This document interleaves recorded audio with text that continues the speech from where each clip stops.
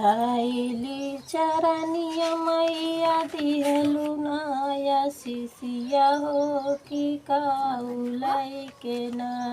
मैया जाई अपने घरवा हो कि काउलाई के ना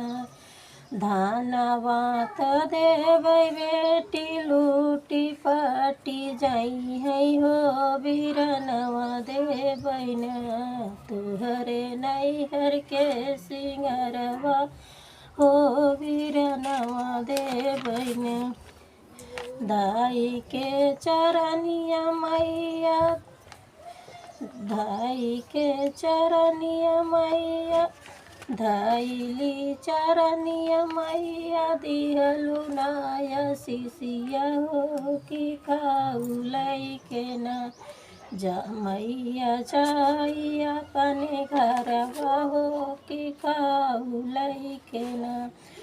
महला त देव देई बेटी टूटी टाटी जई है हो से नूरवलई के ना बेटी जाऊ अपने घरवा हो से नूरवलई के ना तोहरे मांगी के से नूरवा हो अमर करबै ना धाइली चरनिया मैया दिहलु नया शिशिया हो कि काउलाई के ना मैया जाई अपने घरवा हो कि काउलाई के ना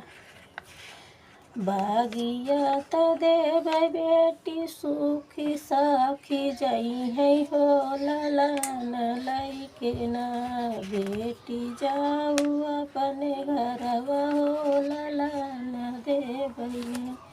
तुहरे गोदी के ललनवा हो